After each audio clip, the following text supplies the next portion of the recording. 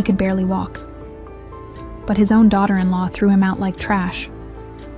What she didn't know was that the 83-year-old man was hiding $3 million, and what he did next, no one will ever forget.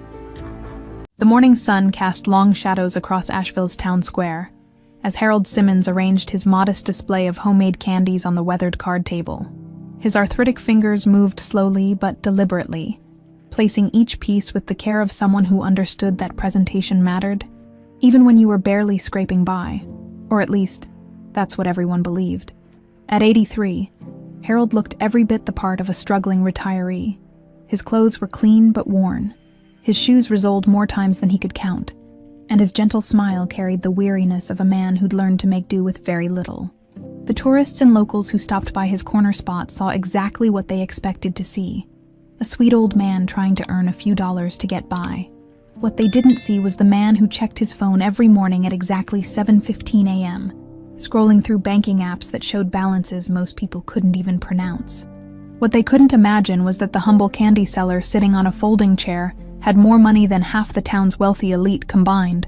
Harold Simmons was worth $47 million, and he was terrified.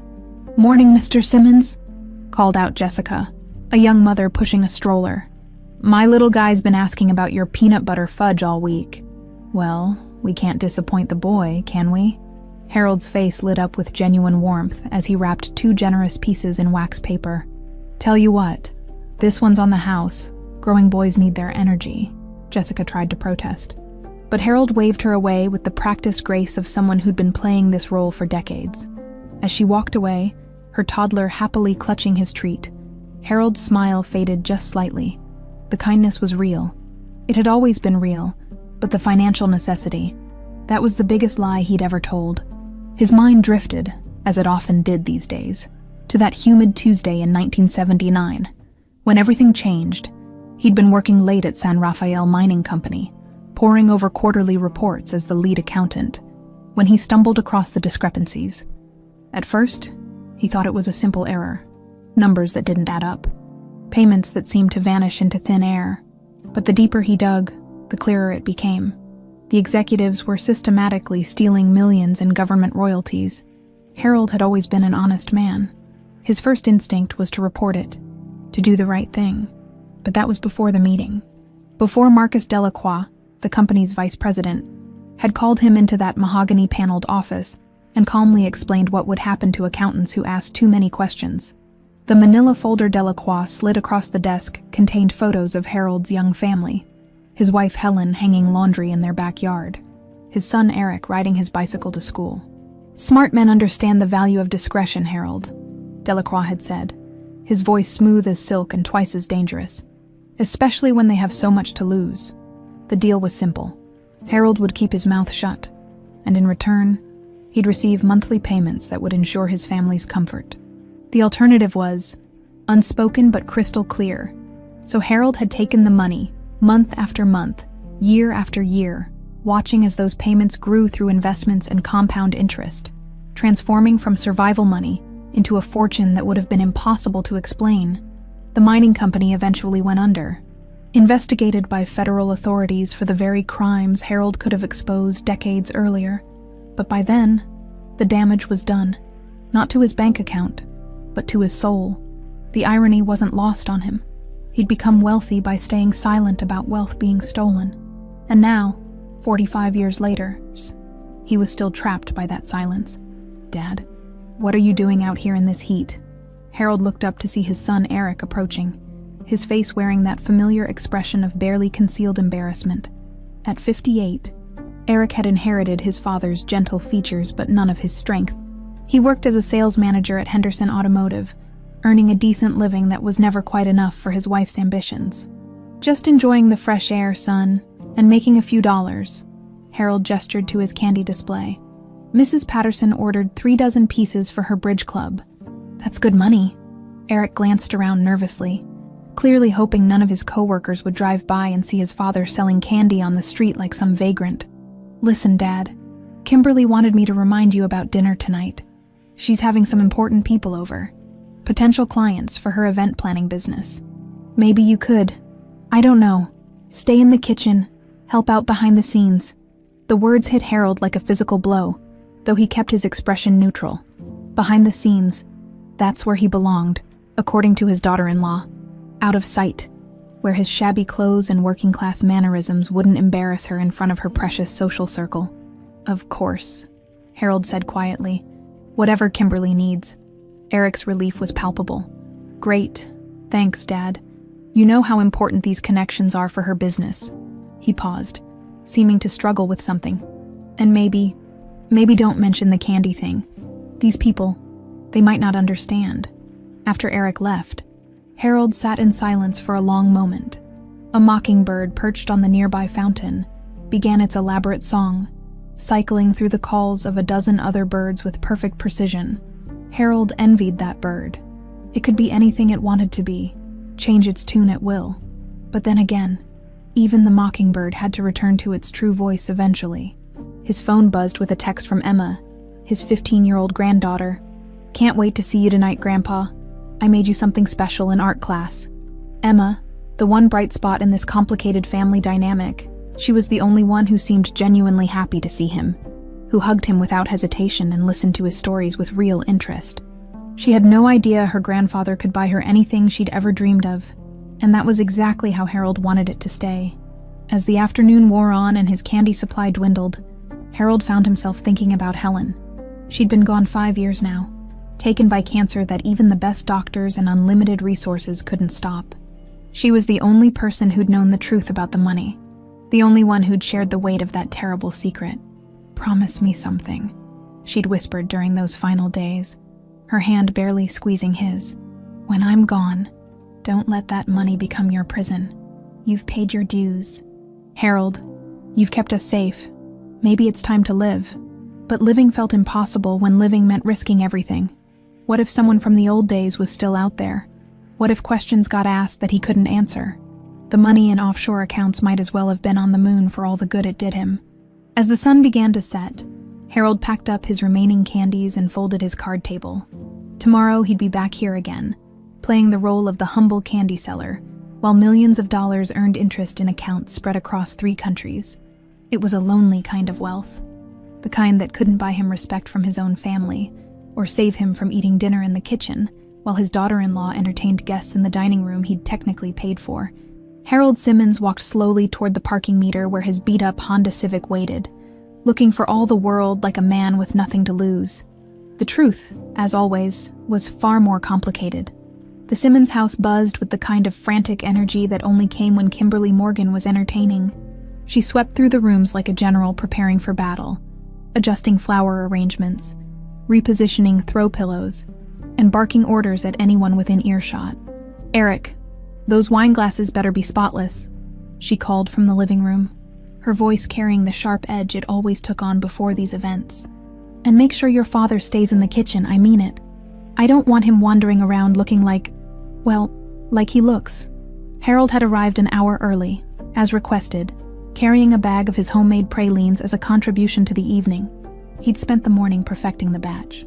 Knowing that Kimberly's guests would expect nothing less than perfection, what he hadn't expected was to be immediately relegated to the kitchen like hired help. "Just keep the appetizers coming and stay out of sight," Kimberly had instructed without even looking at him. "These people are considering a $50,000 fundraiser. I can't have them thinking we're struggling." The irony would have been laughable if it weren't so painful. Harold's monthly investment dividends alone could fund 10 such fundraisers without him even noticing. But here he was, hiding in the kitchen of a house whose mortgage he could pay off with pocket change, pretending to be a burden his family could barely afford. Through the kitchen's swinging door, Harold could hear the guests arriving. Kimberly's laugh, bright, artificial, and perfectly calibrated for maximum social impact, rang out above the growing chatter. She was in her element, playing the role of the sophisticated hostess who belonged among Asheville's social elite. "Harold, we need more of those little quiche things," Eric whispered, slipping into the kitchen with an empty platter. His face was flushed with stress and what looked suspiciously like shame. "Kimberly says they're a big hit." Of course. Harold worked efficiently, arranging the delicate pastries with the precision of someone who understood that presentation mattered. "How's Emma doing out there?" "She's, well, you know how she is at these things. She keeps asking where you are. Eric's discomfort was palpable. I told her you were helping in the kitchen. Emma.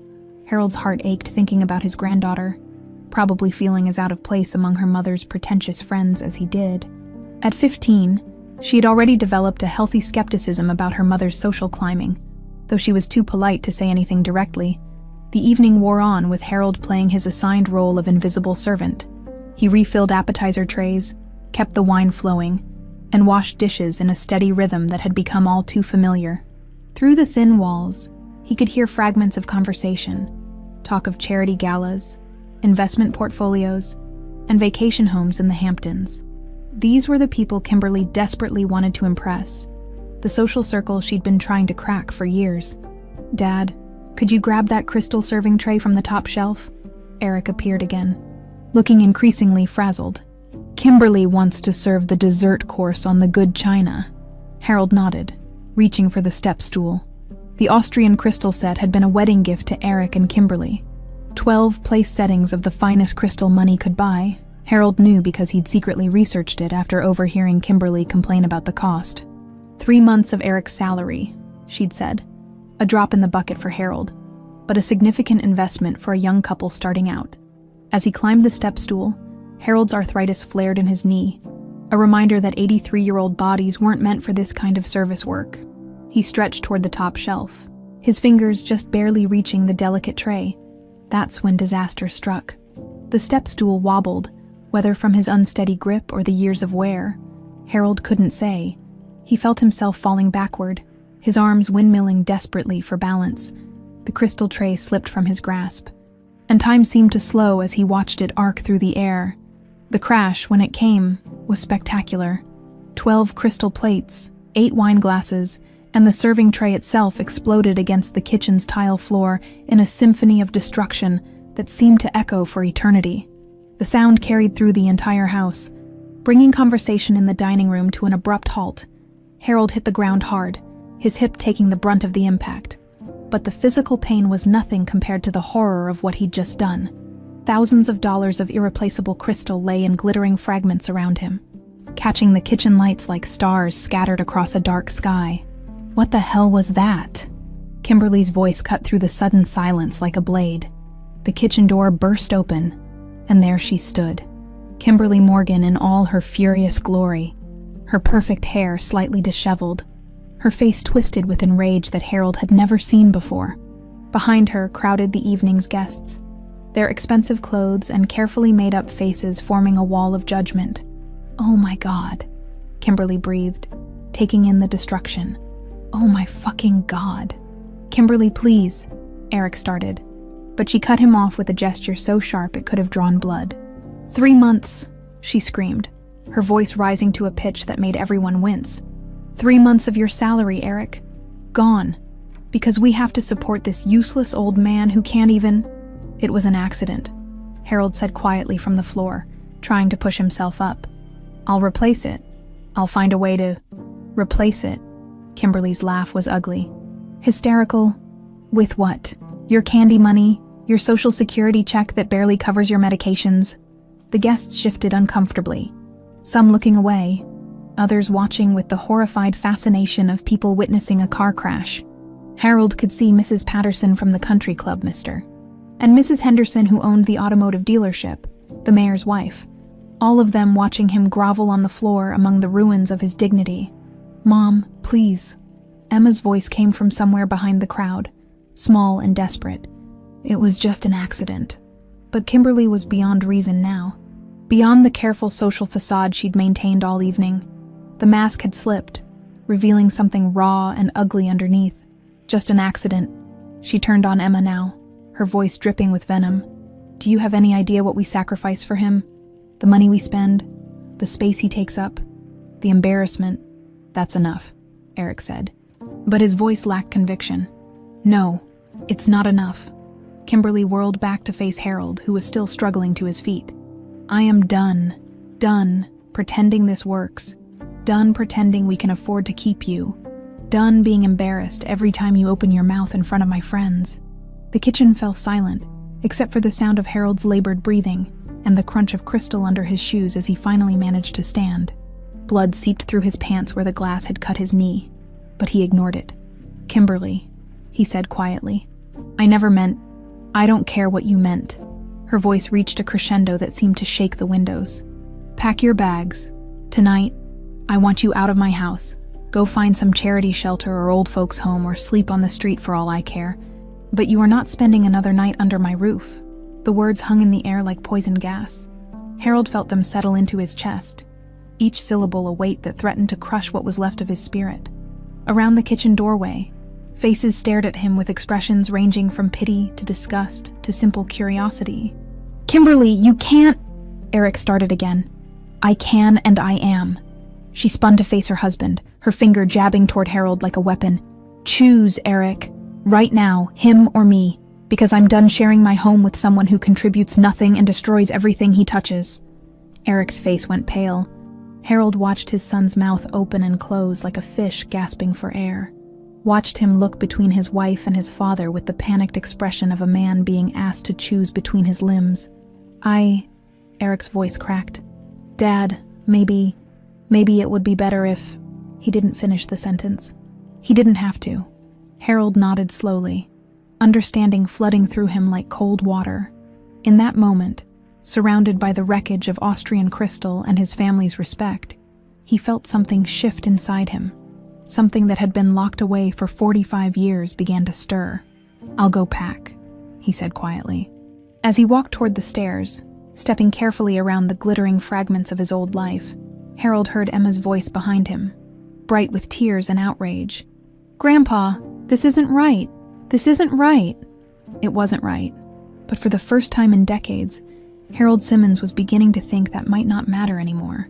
The Oak Ridge apartments weren't much to look at, a collection of tired brick buildings arranged around a parking lot that had seen better decades, but the one-bedroom unit Harold rented sight unseen over the phone was clean, furnished, and available immediately. Most importantly, it was his. Harold set his single suitcase on the second-hand couch and looked around what would now be home. The walls were beige, the carpet a practical brown that hid stains, and the kitchen consisted of appliances that had probably been considered modern sometime in the 1990s. It was exactly the kind of place an elderly man on a fixed income would end up. If only they knew. He pulled out his phone and opened the banking app, scrolling through accounts that most people couldn't pronounce, let alone access. Cayman National, Credit Suisse, Deutsche Bank, a financial empire built on 45 years of systematic silence. The numbers blurred together after a while. 47,382,461 across 12 different accounts, earning more in daily interest than most people made in a year. The irony was suffocating. He could buy the entire Oak Ridge complex with a phone call, could hire a team of decorators to transform this shabby apartment into a palace, could live like the millionaire he actually was. Instead, he was Googling cheap furniture stores near me and wondering if the local Goodwill had decent kitchen supplies, because Harold Simmons was still scared. The memories came flooding back as he sat in the gathering darkness, the weight of decades pressing down on him like a physical force. It always started the same way, with that humid Tuesday evening in July 1979, when his whole world had changed. He'd been working late again, something that had become routine since his promotion to lead accountant at San Rafael Mining. The offices were empty, except for the night security guard, and Harold liked the quiet. It helped him concentrate on the complex reconciliations that were his specialty. That's when he'd noticed it, a discrepancy in the royalty payments to the federal government. At first, it seemed like a simple data entry error. The mining company was required to pay the feds a percentage of all extracted mineral revenues. But the numbers weren't adding up. Millions of dollars seemed to be flowing into accounts that Harold couldn't identify. Being thorough by nature, he dug deeper. What he found made his blood run cold. San Rafael Mining was systematically stealing from the federal government, skimming royalty payments through a network of shell companies and offshore accounts. The scheme was elegant, sophisticated, and completely illegal. Worse, it had been going on for years, involving executives at the highest levels of the company. Harold's first instinct had been to report it. He'd actually reached for the phone to call the FBI before stopping himself. What if he was wrong? What if there was an explanation he wasn't seeing? Better to be certain before making accusations that could destroy careers and lives. So he'd documented everything. photocopied records, traced financial flows, built an ironclad case that would have put half the executive team in federal prison. He'd planned to present it to the authorities first thing Monday morning. He never got the chance. The call came Saturday morning. Marcus Delacroix, the company's vice president for operations, wanted to see him urgently. Not Monday at the office, but that afternoon at Delacroix's estate in the mountains. Harold remembered the drive up that winding mountain road, the knot of anxiety growing in his stomach with every mile. Delacroix's house had been something out of a magazine, all stone and glass, and carefully maintained gardens that probably cost more than Harold made in a year. "Harold," Delacroix had greeted him with a smile that never reached his eyes. "Thank you for coming. I think we need to talk." The conversation had been civilized, almost friendly. Delacroix had served coffee in delicate china cups and spoken in the calm, measured tones of a man discussing the weather. But the photographs he'd spread across the mahogany coffee table told a different story. Helen hanging laundry in their backyard, unaware that someone with a telephoto lens was watching. Eric, 8 years old, riding his bicycle to school. Harold himself, walking to his car after work. "Beautiful family," Delacroix had said, stirring his coffee with deliberate care. "Young Eric looks just like you. Doesn't he? And Helen, such a lovely woman. It would be terrible if anything happened to them." The threat had been delivered with the casual elegance of a man ordering lunch, but Harold had gotten the message loud and clear. He could expose the mining company's crimes and risk his family's safety, or he could keep quiet and keep them safe. "Of course," Delacroix had continued, "we understand that discretion comes at a cost. A man with your skills and knowledge, well, that's valuable. We'd be prepared to compensate you appropriately for your understanding." The first payment had been $10,000, deposited into an account Harold had never heard of. Instructions for accessing it came in an unmarked envelope slipped under his office door. "Think of it as a consulting fee," Delacroix had explained when Harold called the number on the card. "You've identified some inefficiencies in our operations. Your silence allows us to address them internally, without the unfortunate publicity that would come from outside intervention." What was supposed to be a one-time payment had become monthly installments that grew larger. As the years passed, Harold had invested the money carefully, almost obsessively, watching it compound and multiply until it became impossible to ignore. By the time San Rafael Mining finally collapsed under federal investigation in 1987, Harold was worth more than most of the executives who'd been feeding him hush money. The executives who were now all dead. Harold had kept track of them over the years, not out of morbid curiosity, but out of necessity. As long as any of them were alive, he lived in constant fear that his role in their scheme might be exposed. One by one, they died off. Heart attacks, cancer, car accidents, the simple passage of time. Marcus Delacroix had been the last, succumbing to pneumonia in a Phoenix nursing home just 3 months ago. For the first time in 45 years, Harold was truly safe from his past. The knowledge should have been liberating. Instead, it felt like losing the last excuse for living like a ghost. His phone buzzed with a text message from Emma. "Grandpa, are you okay? Mom won't tell me where you went. I'm so sorry about tonight. None of this is fair." Harold stared at the message for a long time before typing back, "I'm fine, sweetheart. Just getting settled in my new place. Don't worry about me." But he was worried about himself. For 45 years. Fear had given his life structure, purpose, direction. Every decision had been filtered through the same question: what would keep his family safe now? With that threat finally gone, he felt utterly adrift. Helen would have known what to do. She'd always been the strong one, the one who made the hard decisions while he worried and fretted. Even when she'd learned about the money, he'd finally told her in 1995, unable to bear the weight of the secret alone. She'd simply nodded and asked what they needed to do to protect their family. "We'll live simply," she'd said.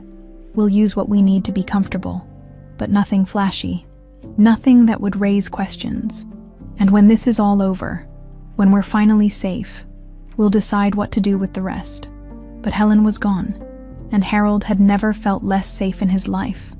Not from external threats. Those had died with Delacroix, but from the weight of his own choices. How do you explain to your son that you've been lying to him for his entire adult life? How do you tell your granddaughter that you could have given her family everything they ever wanted, but chose to watch them struggle instead? The apartment felt impossibly quiet as Harold opened his suitcase and began unpacking his few belongings.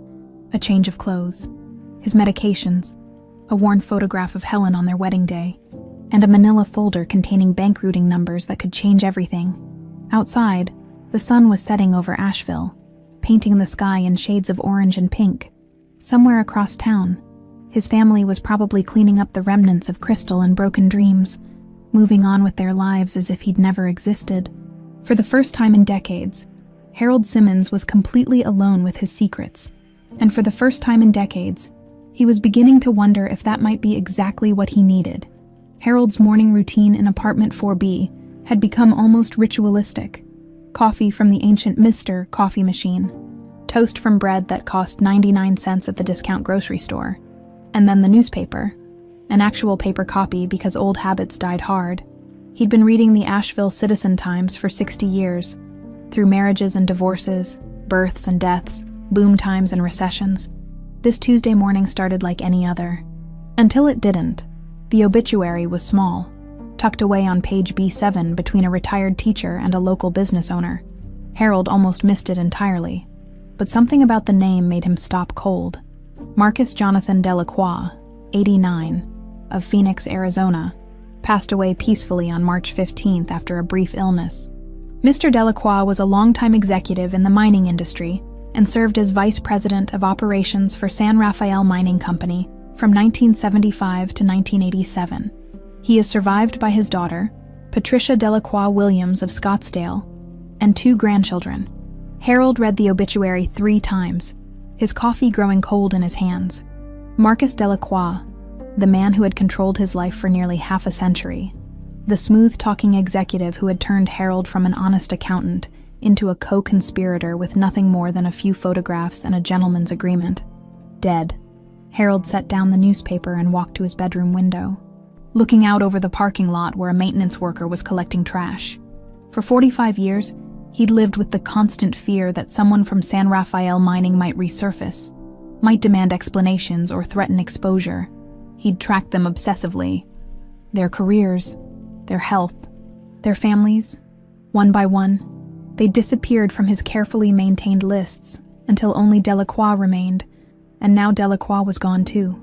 Harold Simmons was the last man alive who knew the truth about San Rafael Mining, the last keeper of secrets that no longer mattered to anyone but him. The realization hit him like a physical force. He sat heavily on his bed, feeling something shift deep in his chest.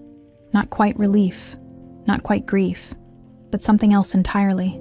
Freedom, maybe, or terror. After so many years of being afraid, he wasn't sure he knew the difference anymore. His phone rang, jarring him from his thoughts. The caller ID showed a number he didn't recognize, but the area code was local. Mr. Simmons, this is Allison Walker from Walker & Associates. I'm an attorney here in Asheville. The voice was professional but warm, with just a hint of Southern accent. I got your name from the Senior Services Directory. I understand you might need some help with Social Security or pension issues. Harold blinked, confused. I'm sorry. I think there's been a mistake. I didn't contact any... Oh goodness, I'm so sorry. Allison interrupted, sounding genuinely flustered. I must have gotten my wires crossed. We've been reaching out to seniors who might need assistance with benefit applications or estate planning. If you're not interested, I completely understand. Harold started to hang up, then stopped. Something about the woman's voice, the genuine warmth in it, made him hesitate. When was the last time someone had spoken to him without pity or condescension? When was the last time someone had treated him like a person whose time mattered? Actually, he heard himself saying, I might be able to use some legal advice. Nothing urgent, just general questions. Of course. Would you like to come in for a consultation? I'm in the Montford area, just off Charlotte Street. We could meet this afternoon if that works for you. Walker & Associates turned out to be a modest 2-story house converted into offices, with a small sign and a parking lot that had seen better days. Nothing like the gleaming corporate towers where Harold had once worked, but something about its unpretentious appearance put him at ease. Allison Walker was younger than he'd expected, maybe 35, with dark hair pulled back in a practical ponytail and the kind of direct gaze that suggested she didn't suffer fools gladly. Her office was small but organized, with law books lining one wall and family photos scattered across her desk. "So, Mr. Simmons," she said, settling into her chair with a legal pad and pen, "what can I help you with today?" Harold had rehearsed this conversation during the drive over, but now that he was here, the words felt clumsy in his mouth. "I'm having some issues with my pension," he began carefully, "and there might be some complications with my financial situation that I need to understand better." "What kind of complications?" "Well, that's the thing." Harold shifted uncomfortably. "I'm not entirely sure how to explain it." "It's complex." Allison leaned forward slightly, her expression encouraging. "Mr. Simmons, I've been practicing law for 12 years. I've seen just about every kind of financial complication you can imagine. Why don't you start at the beginning?" Something in her tone, patient, professional, utterly without judgment, cracked open a door Harold had kept locked for decades. "What I'm about to tell you," he said slowly, "is going to sound impossible, but I need you to understand that every word of it is true." Over the next hour, Harold told his story. Not all of it. Not the terrifying details of Delacroix's threats or the sleepless nights spent wondering if his family was safe, but enough. He explained about his work at San Rafael Mining, about discovering the financial irregularities, about the agreement that had transformed him from whistleblower to silent partner. Allison listened without interruption, taking notes in precise handwriting when Harold mentioned the offshore accounts and the current balance. Her pen stopped moving entirely. "I'm sorry," she said, looking up from her notes. "Did you say $47 million? 47.3. As of yesterday," Harold confirmed. "Give or take a few $100,000 depending on the markets." Allison set down her pen and studied Harold's face with the intensity of someone trying to solve a particularly complex puzzle. "Mr. Simmons, forgive me for being direct, but you're currently living in a one-bedroom apartment in Oak Ridge, and you came here on foot. If you have access to that kind of money, why are you living like I'm broke?" Harold finished. "Because until 3 days ago, I was still afraid that someone would ask questions I couldn't answer, afraid that using the money would expose me to dangers I wasn't prepared to face. And now," Harold pulled the folded obituary from his pocket and placed it on Allison's desk. "Now the last person who could hurt me is dead, and I'm not sure what to do with that information." Allison read the obituary twice, then looked back at Harold with something approaching awe. "You've been hiding in plain sight for 45 years.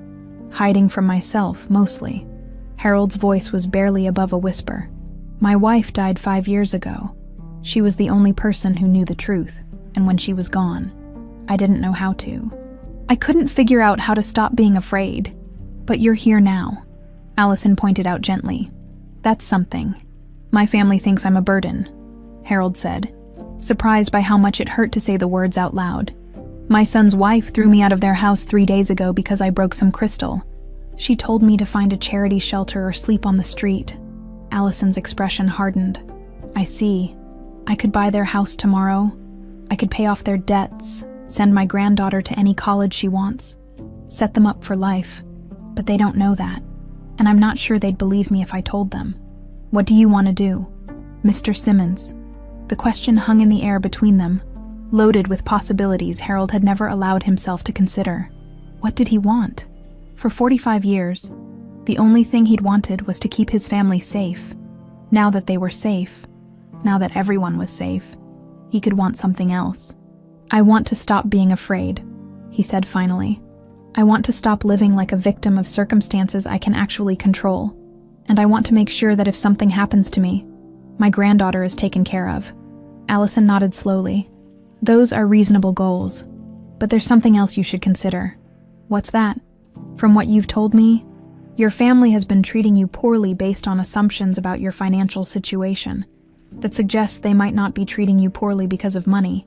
They might be treating you poorly because of who they are as people." Harold felt something cold settle in his stomach. "What are you saying?" "I'm saying that revealing your wealth might change how they act toward you. But it won't necessarily change who they are. If your daughter-in-law is capable of throwing an elderly man out of his home over broken dishes, What do you think she'll do when she finds out that elderly man could have been supporting the family in luxury this whole time? The implications hit Harold like a punch to the gut. Kimberly's fury over the crystal hadn't really been about money. It had been about power, about control, about the satisfaction of putting someone she considered beneath her in their place. Learning about Harold's hidden wealth wouldn't make her a better person. It would just give her new reasons to be angry. "So, what do I do?" Harold asked. Allison smiled for the first time since he'd walked into her office. "Mr. Simmons, you have something most people only dream of. Complete freedom to choose who you want to be and how you want to live. The question isn't what you should do. The question is what you want to do." Harold looked out the window at the tree-lined street, at the ordinary people living their ordinary lives, and felt something he hadn't experienced in decades. "Possibility, I think," he said slowly. "I want to find out who Harold Simmons really is when he's not afraid anymore." Emma Simmons had always been what teachers called a good kid, polite, studious, respectful to adults. But 3 weeks after her grandfather's humiliating expulsion from the family home, something inside her snapped. It started small, refusing to answer when her mother called her name, leaving dirty dishes in the sink, despite Kimberly's increasingly shrill demands for help with household chores. Spending lunch money on bus fare to visit Harold at Oak Ridge Apartments instead of eating in the school cafeteria. "Emma, I'm talking to you." Kimberly's voice followed her up the stairs as she headed to her room after another visit with her grandfather. "You cannot keep disappearing every weekend. People are starting to ask questions." Emma paused at the top of the stairs, her hand on the banister. For 16 years, she'd been the peacemaker in the family, the one who smoothed over conflicts and made excuses for her mother's behavior. Not anymore. "What people?" she asked, turning around slowly. "Your fake friends who pretend to care about your charity work? Or the neighbors who think you're a bitch for kicking out an 83-year-old man?"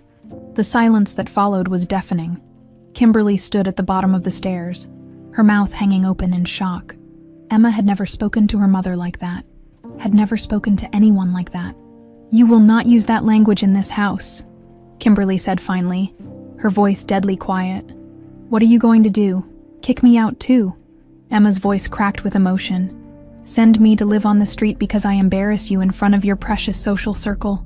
Your grandfather made his choice when he destroyed thousands of dollars worth of—" "It was an accident!" Emma screamed, all the fury and frustration of the past 3 weeks pouring out at once. "He's an old man trying to help, and you treated him like garbage. You made him eat in the kitchen like he wasn't even family." Eric appeared from the living room, his face pale and drawn. The past few weeks hadn't been kind to him. His sales numbers were down. His boss was asking uncomfortable questions about his family situation, and the stress was showing in the deepening lines around his eyes. "Emma, please," he said weakly. "Let's just calm down and—" "Don't tell me to calm down, Dad." Emma's voice was pure ice. "You stood there and watched her humiliate Grandpa. You chose her over your own father. You're just as bad as she is." The words hit Eric like a physical blow. Emma saw him flinch, saw the guilt and shame wash over his features, but she felt no satisfaction in it. If anything, his weakness made her angrier. "I'm spending the weekend with Grandpa," she announced, heading toward her room. "Don't wait up." What Emma didn't tell her parents was that her visits to Oak Ridge Apartments had revealed something strange about her grandfather's situation. For a man supposedly living on Social Security and charity, Harold seemed remarkably comfortable, not wealthy, not exactly. His apartment was still furnished with second-hand furniture and discount store finds. But there were little things that didn't add up. The expensive medications that should have been financially devastating appeared to be fully covered by insurance plans Emma had never heard of.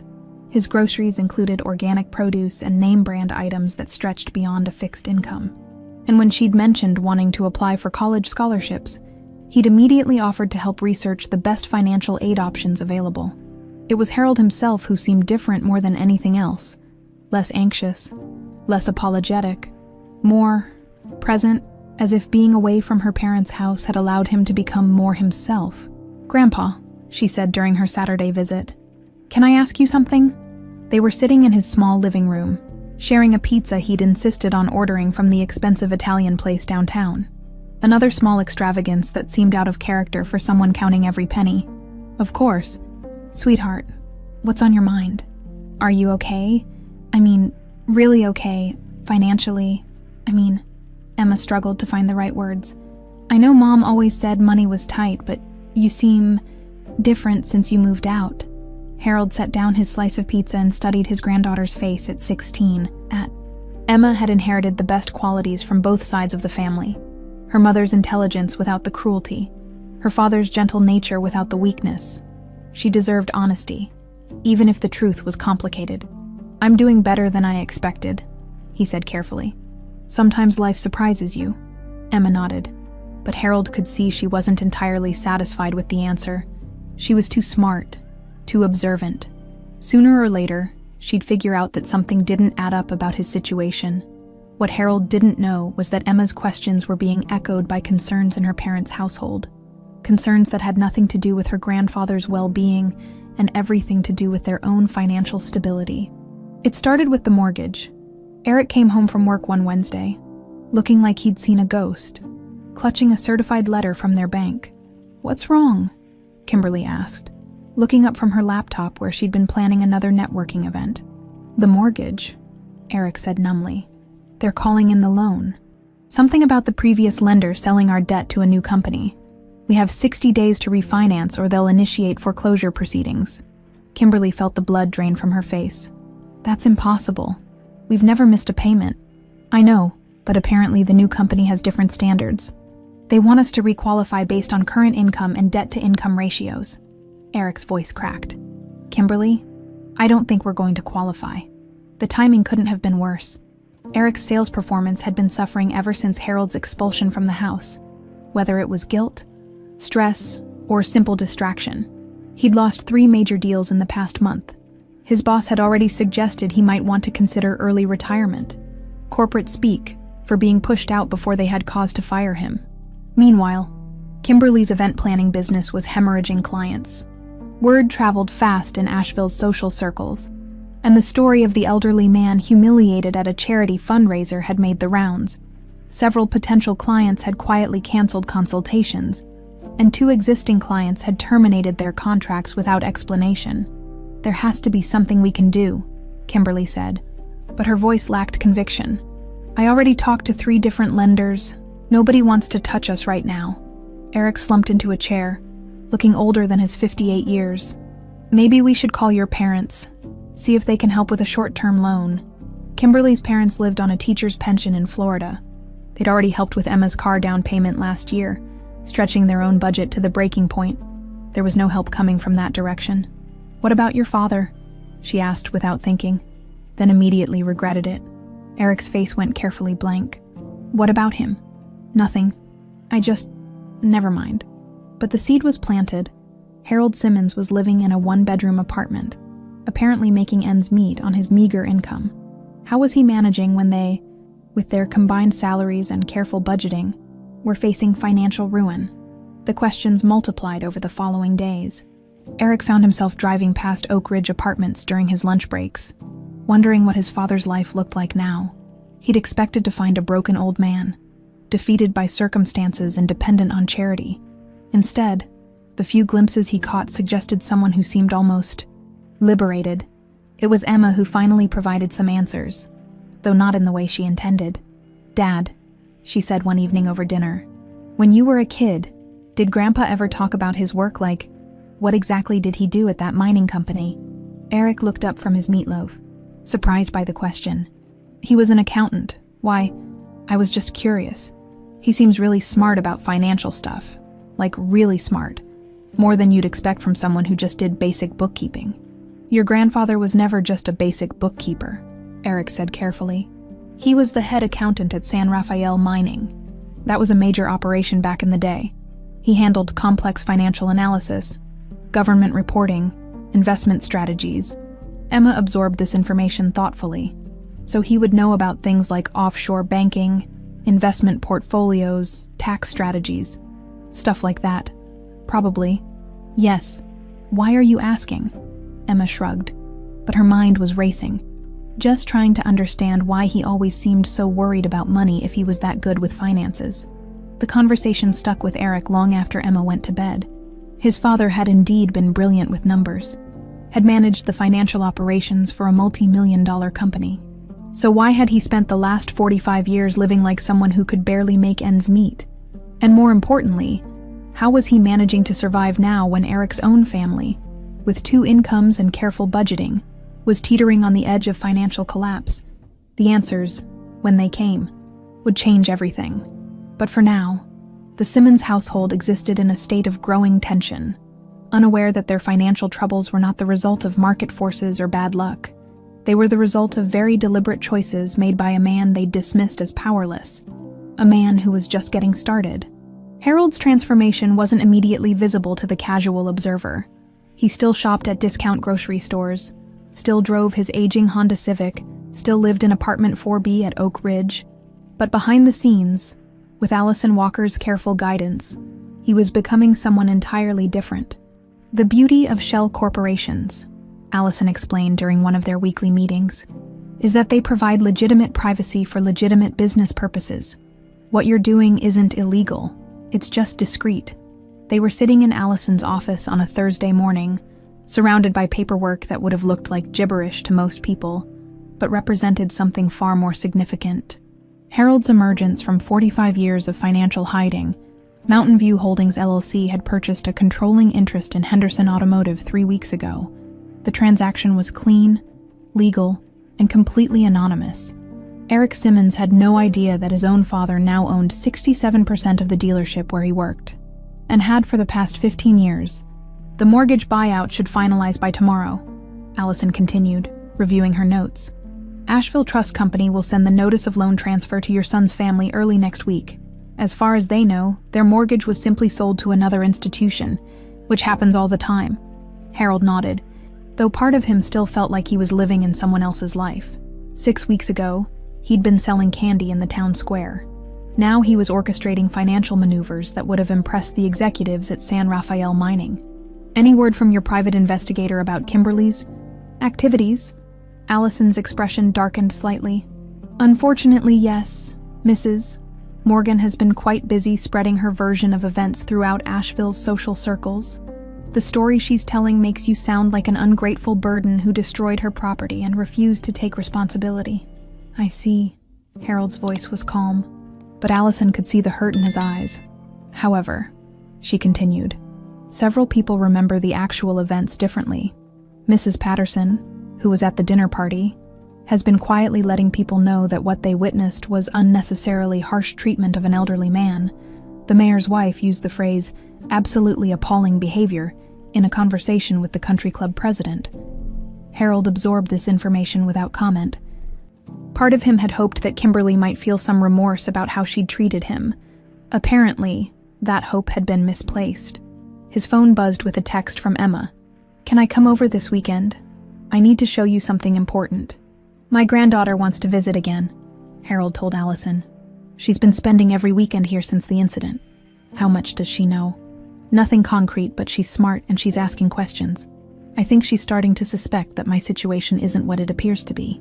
Allison leaned back in her chair, considering. Mr. Simmons, you're going to have to decide how much truth you're comfortable sharing. And with whom. The longer you wait, the more complicated the explanations become. Harold knew she was right. Emma's visits had become the highlight of his week, but they were also becoming more challenging. His granddaughter was too observant to miss the small inconsistencies that were piling up around his supposedly impoverished lifestyle. The weekend arrived gray and drizzly, typical for late spring in the mountains. Emma showed up at Harold's door Saturday morning with a backpack full of homework and a manila folder clutched in her hands. Grandpa, she said without preamble, I need to ask you something, and I need you to be completely honest with me. Harold felt his stomach drop. Of course, sweetheart. What's on your mind? Emma pulled several papers from the folder and spread them across Harold's small dining table. Bank statements, Harold realized with growing alarm. His banking statements.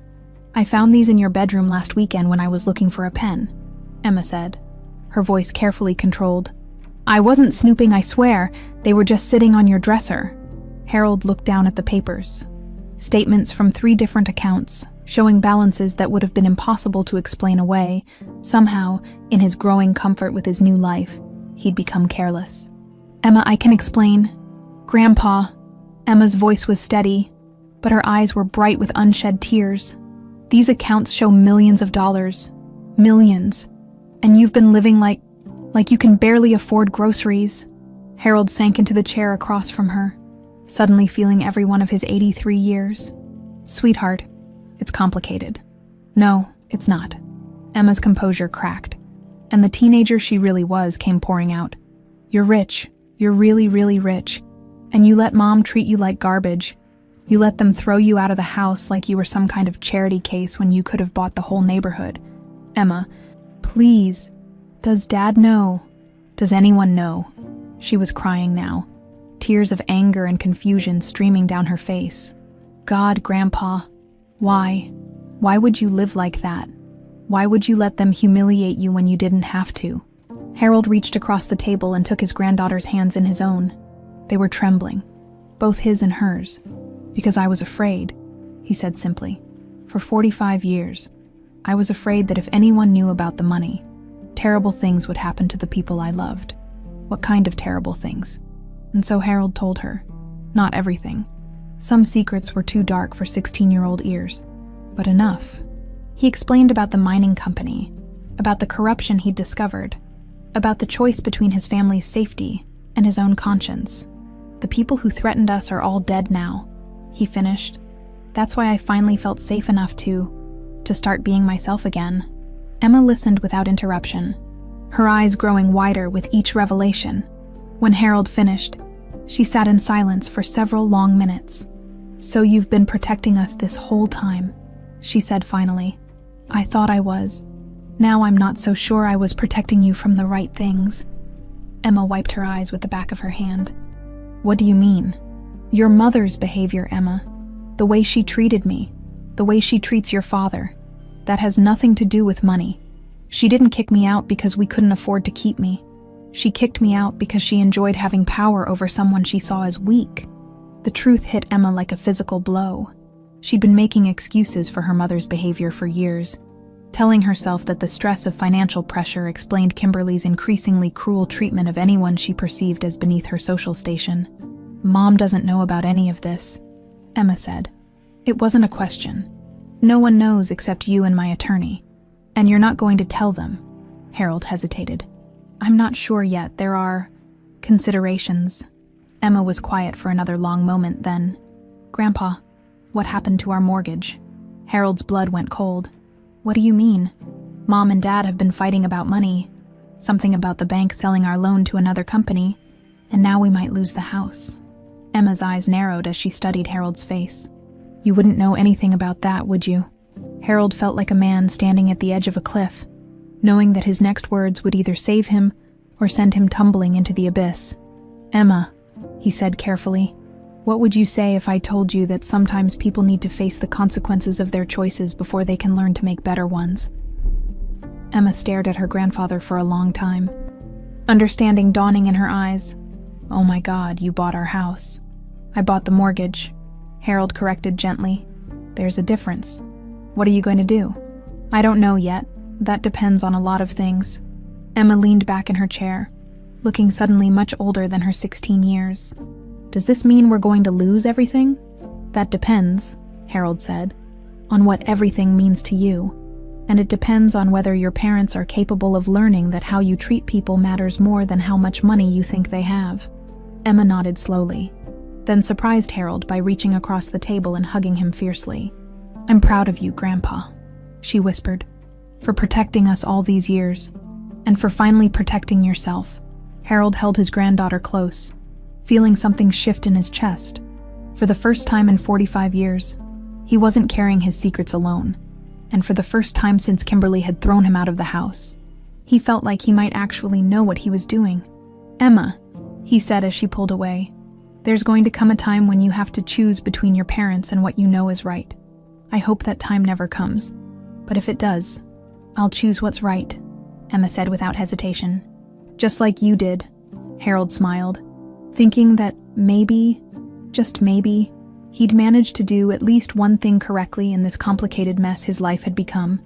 Emma's 16th birthday was supposed to be a celebration. Instead, It had become Kimberly's last desperate attempt to maintain her crumbling social facade. Everything has to be perfect, Kimberly muttered for the dozenth time that morning, adjusting the centerpiece on the dining room table with shaking hands. Absolutely perfect. Eric watched his wife from the kitchen doorway, noting the manic energy that had consumed her for the past week. The party planning had taken on an almost religious significance, as if the right flowers, the right catering, the right guest list could somehow restore their standing in Asheville's social hierarchy. What Kimberly didn't know was that their mortgage payment was due in 3 days, and Eric didn't have the money. What she also didn't know was that Henderson Automotive had offered him an early retirement package that was really a polite way of firing him. What she definitely didn't know was that the catering bill for Emma's party had already maxed out their last functioning credit card. "Mom, it's just a birthday party," Emma said, coming downstairs in the dress Kimberly had insisted on buying. Another expense they couldn't afford. "You don't have to. It's not just a birthday party," Kimberly snapped, her voice sharp with barely controlled hysteria. "The Hendersons are coming. The Pattersons. The mayor's wife. These people need to see that we're not." She couldn't finish the sentence, but Emma understood. These people needed to see that the Simmons family wasn't falling apart. Despite the whispered conversations about Harold's humiliating expulsion and Eric's professional troubles. "Where's Grandpa?" Emma asked, though she already knew the answer. "Your grandfather made his choice," Kimberly said coldly. "He's not part of this family anymore." Emma felt anger flare in her chest, but she kept her voice level. "He raised Dad. He helped pay for this house. He's my grandfather and he should be here. The man who destroyed thousands of dollars worth of crystal and showed no remorse. The man who embarrassed us in front of our friends." "I don't think so." Eric shifted uncomfortably in the doorway. The guilt over his father's banishment had been eating at him for weeks, made worse by his growing financial desperation. How was Harold managing to survive on his own when Eric, with all his advantages, was drowning in debt? "Maybe we should," Eric started. "Don't," Kimberly cut him off. "Don't even think about suggesting we invite him back. Not today, not ever." Emma excused herself and went to her room, pulling out her phone to text Harold. "Mom's birthday party for me tonight. Wish you could be here. Save the date. I have a feeling it's going to be memorable." Miles away, Harold was having his own preparations for the evening, though they were of a very different nature. "Are you sure about this timing?" Allison asked, reviewing the documents spread across her conference table. "You could wait another month. Let the financial pressure build more gradually." Harold adjusted his reading glasses, studying the papers that would change everything. Corporate ownership documents for Henderson Automotive, mortgage transfer papers for the Simmons family home, and most importantly, the founding documents for the Helen Simmons Foundation for Elder Care. "Emma's birthday seems appropriate," Harold said carefully. "She's becoming an adult. She deserves to see the truth about her family, good and bad. And if this destroys your relationship with your son..." Harold was quiet for a long moment. "Allison, I've spent 45 years being afraid of losing my family. In the process, I taught them that they could treat me however they wanted because I'd never fight back. Maybe it's time to find out what kind of relationship we really have." The private investigator's report on Kimberly's recent activities lay on the corner of the desk, a thick folder documenting her systematic campaign to destroy Harold's reputation throughout Asheville's social circles.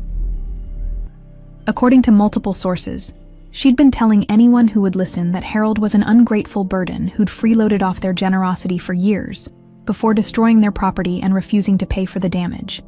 Mrs. Patterson apparently told her bridge club that watching you get thrown out of your own son's house was the most uncomfortable thing she'd ever witnessed.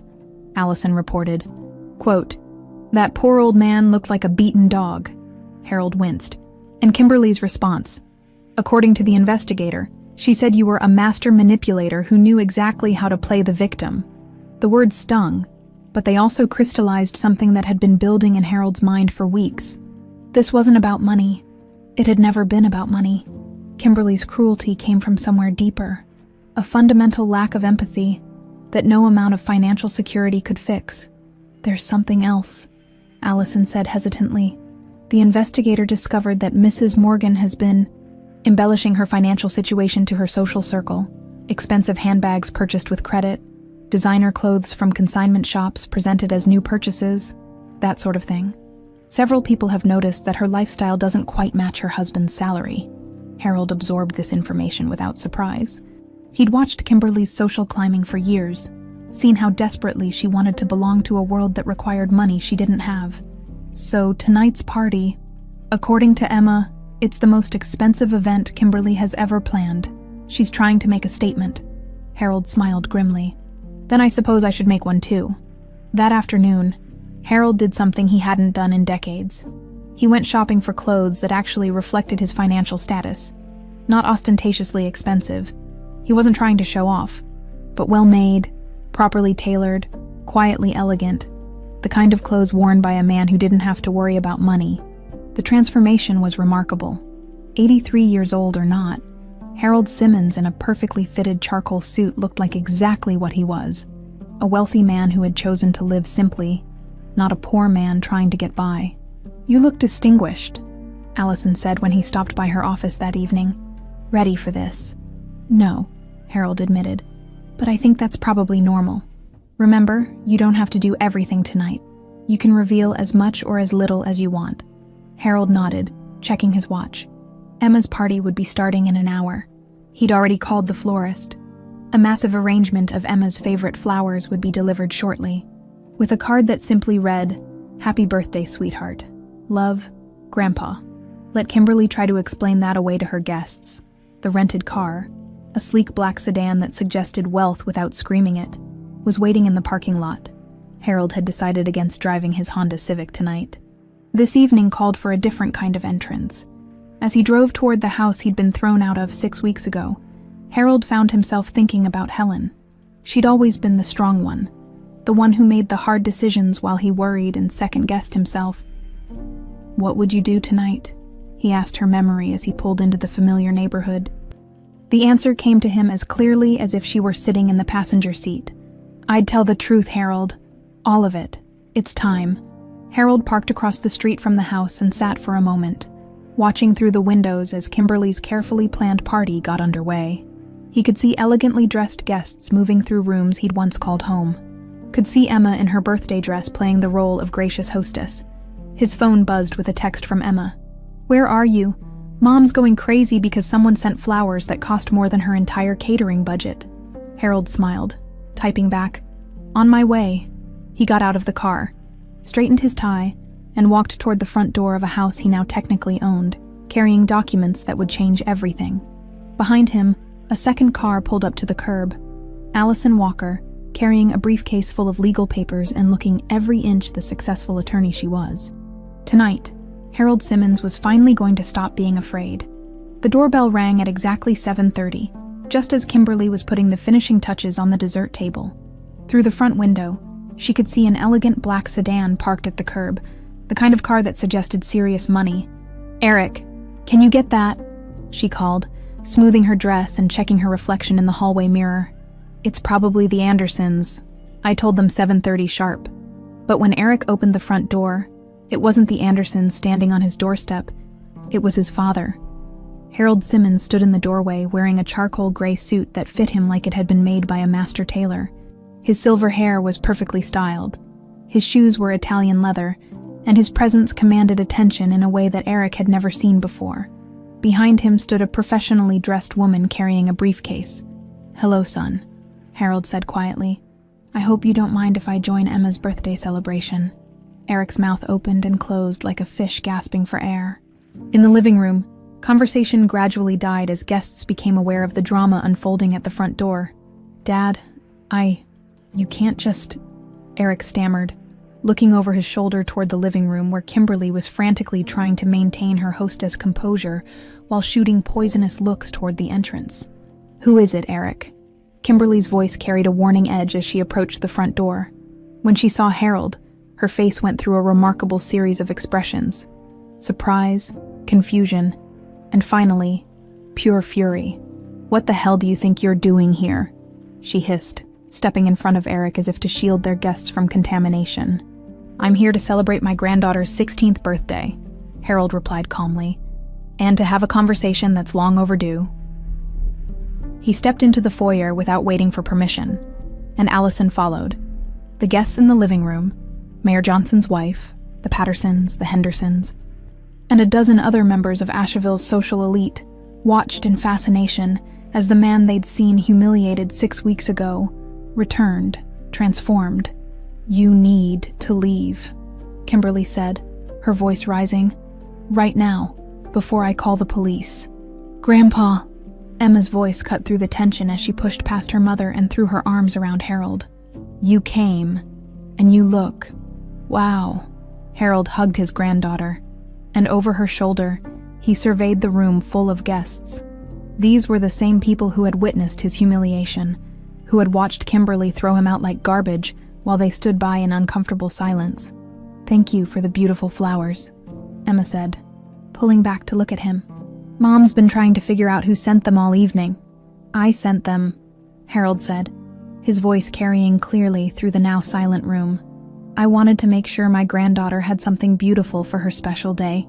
Mrs. Patterson, who had been standing near the fireplace, stepped forward slightly. "Mr. Simmons, you look wonderful." "Thank you, Margaret. You're very kind." Harold's voice was warm, gracious. "I apologize for the disruption, but there are some things that need to be said." Kimberly moved to block Harold's path into the living room. "You are not welcome here. This is my home and I want you out." "Actually," Harold said quietly, "it's not." The words fell into the room like stones into still water, creating ripples of confusion and growing tension. "What did you say?" Kimberly's voice was dangerous. Harold reached into his jacket and pulled out a folded document. "This is your home, Kimberly, but as of 3 days ago, I own the mortgage, which means that technically, I own this house." The silence that followed was deafening. Eric felt the color drain from his face as the implications hit him. Kimberly stared at the document in Harold's hands as if it were a poisonous snake. "That's impossible," she whispered. "Allison," Harold gestured to the woman beside him. "Would you mind explaining?" Allison Walker stepped forward, with the professional confidence of someone who lived in courtrooms and boardrooms. "Ladies and gentlemen, I'm Miss Walker, Mr. Simmons' attorney, 3 weeks ago. Mountain View Holdings LC purchased the mortgage on this property from First National Bank. Mr. Simmons is the sole owner of Mountain View Holdings." Eric sank into the nearest chair, his legs no longer able to support him. "Dad, how is this possible?" "The same way I was able to purchase controlling interest in Henderson Automotive," Harold said gently. "The same way I've been able to do a lot of things, son. Things I should have told you about a long time ago." The room erupted in whispered conversations as the guests tried to process what they were hearing. Harold Simmons, the humble candy seller who'd been thrown out of his son's house for breaking some dishes, apparently owned both the house and the car dealership where Eric worked. "You're lying," Kimberly said, but her voice lacked conviction. "You live in a 1-bedroom apartment. You sell candy on the street corner. You don't have money for $47 million, Harold said quietly. "Give or take a few $100,000, depending on how the markets performed today." If the previous silence had been deafening, this one was absolutely crushing. Several guests actually gasped audibly. Mrs. Henderson clutched her husband's arm for support. 47? Kimberly couldn't finish the sentence. Million, Harold confirmed. Accumulated over 45 years of investments and compound interest. Money I've been afraid to touch. Afraid to acknowledge. Afraid to use to help the people I love because I thought it would put them in danger. Eric's voice came out as barely a whisper. "Dad, why didn't you tell us?" Harold's expression softened as he looked at his son. "Because I was terrified, Eric. Terrified that the wrong people would find out, terrified that my family would be hurt because of choices I made decades ago. But the people I was afraid of are all dead now, and I realized that the real danger to my family wasn't from my past. It was from my silence." He turned to address the room at large, his voice clear and strong. 6 weeks ago, I broke some crystal dishes by accident. It was clumsy of me, and I was genuinely sorry. But instead of accepting my apology, your hostess chose to humiliate me in front of all of you. She threw me out of this house, a house I could have bought 10 times over, and told me to sleep on the street like a beggar. Kimberly's face had gone from pale to bright red. Around the room, guests were exchanging meaningful looks, remembering that uncomfortable evening when they'd watched an elderly man's dignity be systematically destroyed. The crystal cost 3 months of Eric's salary, Harold continued. I could have replaced it with a phone call, but I was never given that opportunity. Because the woman who threw me out wasn't angry about money. She was angry about power, about having someone she could look down on, someone she could blame for her own insecurities. Stop, Kimberly said, her voice cracking. Just stop. But Harold wasn't finished. He pulled out another document, this one bearing an official-looking seal. As of this morning, I've established the Helen Simmons Foundation for Elder Care, he announced. $2 million dedicated to helping elderly people who've been abandoned or mistreated by their families. The foundation will provide housing, medical care, and legal assistance to ensure that no senior citizen has to endure what I endured in this house. Emma was crying now, tears of pride and vindication streaming down her face. Around the room, guests were looking at Kimberly with expressions ranging from disappointment to disgust. There's one more thing, Harold said, his eyes finding Emma's across the room. I'm establishing a $1 million education trust for my granddaughter. It will pay for college, graduate school, and provide a foundation for whatever future she chooses to build. He paused, letting the weight of his words settle. But there's a condition, Emma. The trust is only available if you choose to come live with me. I won't force you to choose between your parents and your future, but I also won't continue to enable their treatment of people they consider beneath them. The ultimatum hung in the air like a sword.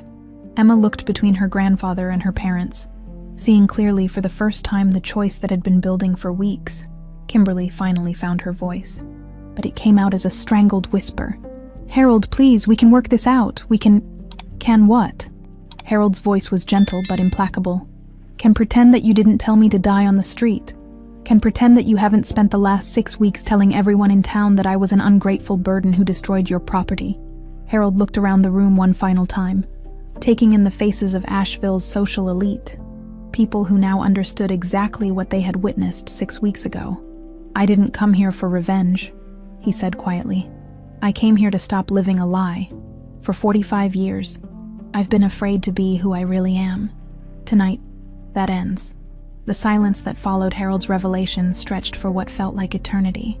Emma stood frozen between her grandfather and her parents, tears streaming down her face as the weight of the choice before her settled into her bones. Around the room, Asheville's social elite watched the family drama unfold with the horrified fascination of people witnessing a car crash in slow motion.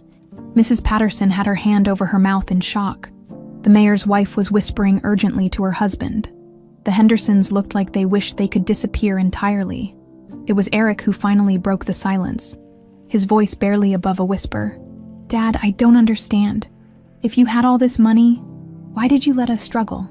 Why didn't you help us? Harold's expression softened as he looked at his son. Because I was afraid, Eric. And because every time I considered telling you the truth, I saw how your wife treated people she thought were beneath her. I was terrified that if you knew about the money, you'd become someone I didn't recognize. That's not fair, Eric protested weakly. Isn't it? Harold's voice remained gentle, but firm. Eric, your wife just finished telling a room full of people that I should sleep on the street, rather than inconvenience her social climbing. What exactly do you think she would have done if she'd known I was worth $47 million? All eyes turned to Kimberly, who seemed to have shrunk into herself. Her perfectly applied makeup was starting to streak, and her hands were shaking visibly. I didn't know, she stammered. Harold, if I had known, I never wouldn't have what? Harold interrupted. Wouldn't have humiliated me in front of your guests? Wouldn't have made me eat in the kitchen like hired help? Wouldn't have thrown me out of my son's house for breaking dishes I could have replaced with pocket change? Kimberly's mouth opened and closed, but no words came out. The problem, Kimberly, Harold continued, is that you didn't treat me badly because you thought I was poor. You treated me badly because you enjoyed having power over someone you saw as weak. Learning about my money doesn't change who you are as a person. Emma stepped forward, her voice steady despite her tears. Grandpa, what happens to Mom and Dad? To the house? Harold pulled out another document from his briefcase. Your parents have 2 choices. They can continue living here under a payment plan that I'll structure to be manageable for your father's actual income, not the inflated lifestyle your mother has been maintaining, or they can sell the house, pay off the mortgage, and use whatever equity remains to start over somewhere else. And the dealership? Eric asked hollowly. Henderson Automotive will continue operating as it always has. The difference is that as the majority owner, I'll be making some changes to the management structure. There will be opportunities for advancement for employees who demonstrate integrity and work ethic. The implication was clear. Eric's future at the dealership would depend on his own actions, not his relationship to the owner. Harold turned to address the room at large. Ladies and gentlemen, I apologize for disrupting Emma's birthday celebration with family business, but I wanted witnesses to what happens next. He pulled out a thick document bound in blue legal backing. This is the complete charter for the Helen Simmons Foundation for Elder Care, $2 million in initial funding, with provisions for additional contributions as needed. The foundation will provide housing, medical care, legal assistance, and dignity to elderly people who have been abandoned, abused, or mistreated by their families. Mrs. Patterson stepped forward, her voice trembling with emotion. Mr. Simmons, after what we witnessed here 6 weeks ago, this is remarkable. Your wife would be so proud. Helen was the strongest person I ever knew, Harold said, his voice thick with memory. She lived for 30 years knowing about this money, never complaining about our simple lifestyle, never pressuring me to change our situation. She understood that sometimes protecting the people you love means making sacrifices they'll never understand. He looked directly at Kimberly. But Helen also taught me that there's a difference between sacrifice and enabling cruelty. She would never have tolerated what happened in this house. Allison Walker stepped forward with her briefcase. Mr. Simmons, if you're ready, we should complete the trust documentation for Emma. Harold nodded, then turned to his granddaughter. Emma, I meant what I said about the education trust. $1 million, managed by professionals, available for your entire educational future. But you have to understand what accepting it means. What does it mean? Emma asked, though her voice suggested she already knew. It means choosing to live with me. It means leaving this house and the dysfunction that comes with it. It means disappointing your parents, at least in the short term. Harold's voice was gentle but serious. I won't lie to you, sweetheart. This choice will change your life in ways you can't imagine. Emma looked around the room, at her mother's tear-streaked face, at her father's expression of stunned defeat, at the guests who were trying to pretend they weren't witnessing the complete destruction of a family's facade. What about my friends? My school? You'll finish high school in Asheville, but you'll live with me. After graduation, you can choose any college in the world, Harvard, Yale, Oxford, wherever your dreams take you. Kimberly finally found her voice. Emma, you can't just abandon your family for money. Emma turned to face her mother, and everyone in the room could see the moment when the teenager transformed into something harder, more mature. Is that what you think this is about, money? Emma's voice was ice cold. Mom, you threw my grandfather out of our house for breaking dishes. You made him eat in the kitchen when we had company. You've spent my entire life teaching me that a person's worth is measured by how much they can do for you. That's not... It is true. Emma's composure finally cracked. Do you know what Grandpa and I do when I visit him? We talk about books, about life, about my dreams for the future. When's the last time you asked me about my dreams, Mom? When's the last time you talked to me about anything that wasn't related to how I could help with your social climbing? The accusation hit Kimberly like a physical blow. Around the room, guests shifted uncomfortably, recognizing truths they'd probably suspected for years. Emma turned back to Harold. Grandpa, I love you, and I love Dad, even though he's been too weak to stand up for what's right. But I can't stay in this house anymore. I can't pretend that how we've been living is normal or healthy. She took a deep breath. I choose you. I choose the education trust. I choose a future where I'm judged by who I am, not by how much money my family has or pretends to have. Harold's eyes filled with tears as he opened his arms to his granddaughter. As they embraced, Kimberly let out a sound that was part sob, part scream of rage. This is manipulation, she shrieked. You're buying my daughter. You're destroying my family. Harold released Emma and turned to face Kimberly one final time. Kimberly, I'm not destroying your family. I'm revealing what your family really is when the masks come off. The question now is whether you and Eric choose to learn from this experience or continue making the same mistakes. He looked at Eric, who who had remained silent throughout his daughter's declaration of independence.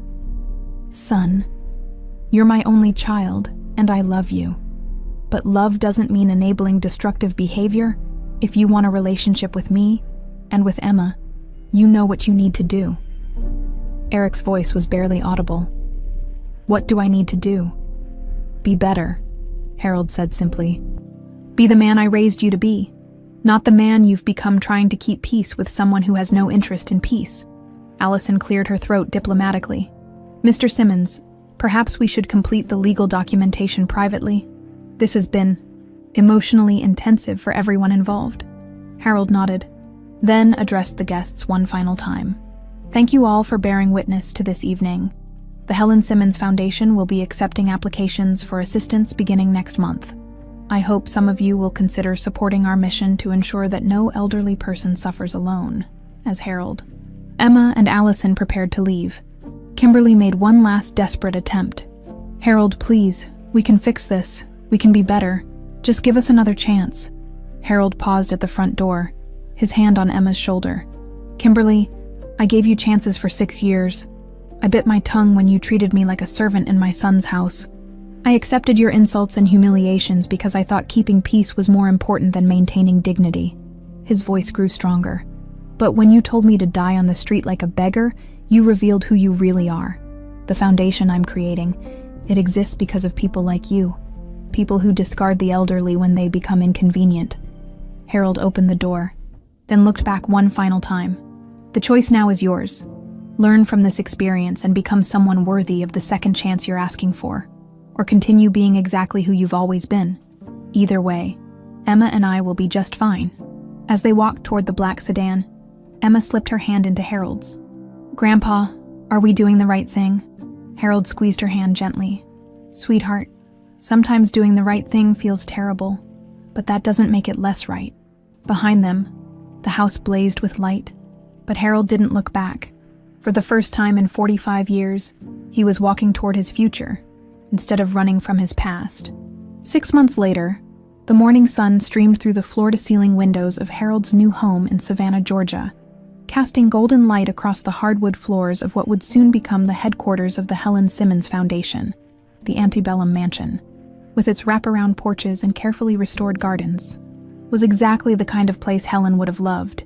Elegant without being ostentatious, gracious without being pretentious.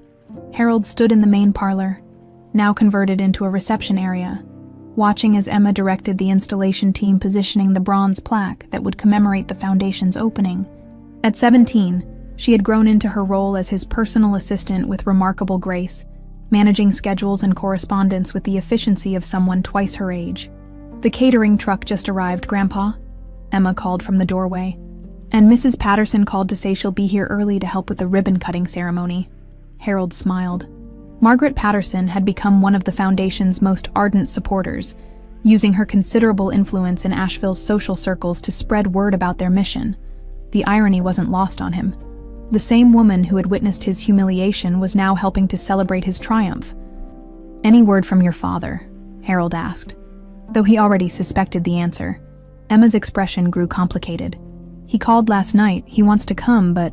She trailed off, not needing to finish the sentence. Eric had reached out several times over the past 6 months. Awkward phone calls filled with stammered apologies and desperate attempts to rebuild a relationship he'd allowed to crumble. The divorce proceedings were almost finalized. Eric had finally found the courage to leave Kimberly after she'd maxed out their remaining credit cards, trying to maintain her lifestyle, despite their reduced circumstances.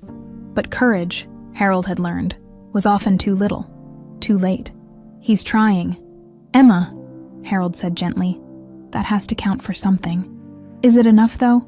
Emma asked, echoing the question that had haunted their family for months. Before Harold could answer, Allison Walker arrived carrying a briefcase and wearing the satisfied expression of someone who'd just concluded a particularly successful negotiation. "The final paperwork is complete," she announced, setting her briefcase on the antique desk that served as Harold's workspace. "The Asheville property has been sold, and Mr. Eric Simmons has signed the agreement for his new position at the foundation." Harold raised an eyebrow. He actually accepted. He did. Assistant coordinator for outreach programs, based here in Savannah.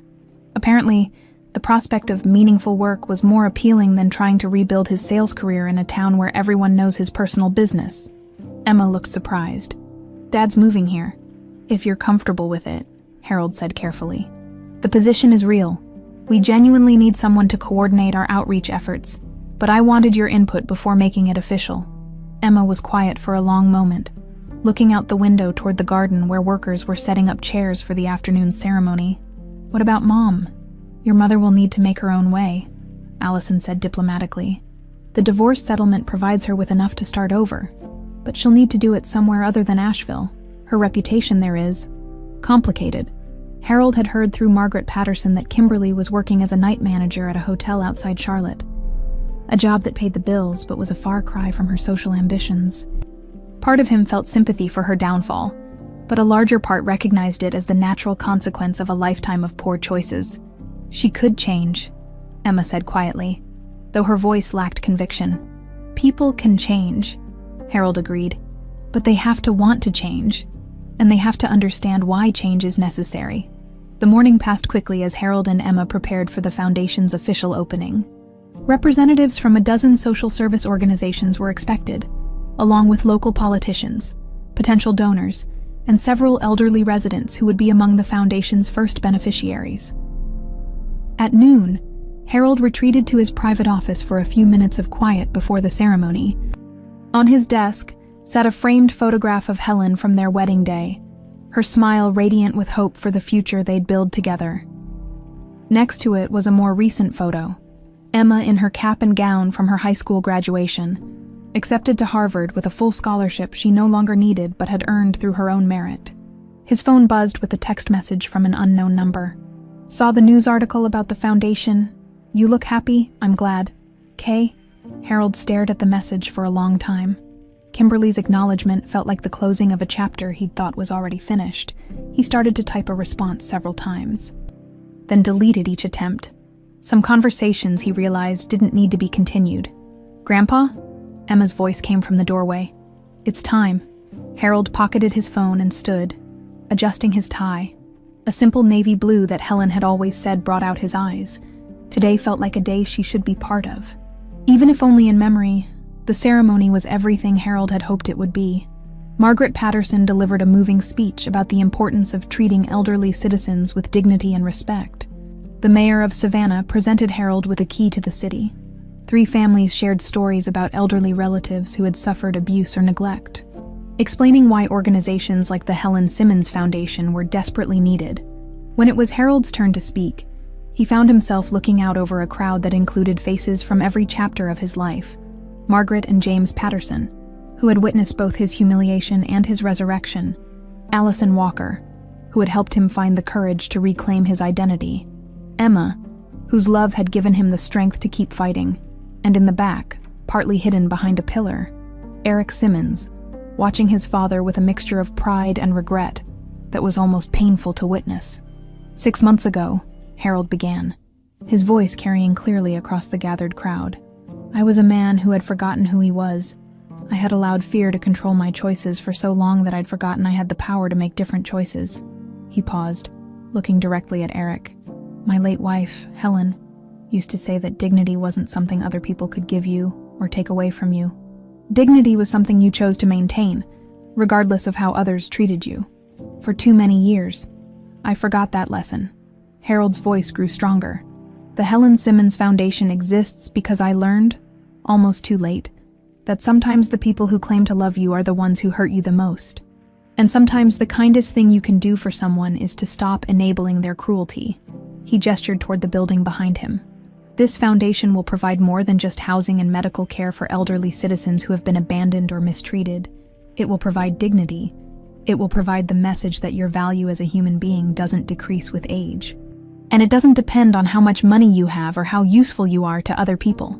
The applause was thunderous, but Harold's attention was focused on Emma, who was crying openly as she listened to him speak. This was why he'd made all those difficult choices. Why he'd been willing to lose his relationship with Eric if necessary. Emma would grow up understanding that dignity was non-negotiable, that kindness mattered more than social status, that love without respect was just manipulation dressed up in prettier words. After the ceremony, as guests mingled in the garden and toured the foundation's facilities, Eric finally approached his father. "Dad," he said quietly, his voice thick with emotion. "I don't know how to apologize for—" "You don't need to apologize, son," Harold interrupted gently. "You need to show me that you've learned from what happened. Words are easy. Living differently is harder." Eric nodded, tears streaming down his face. "The job you offered me is yours if you want it.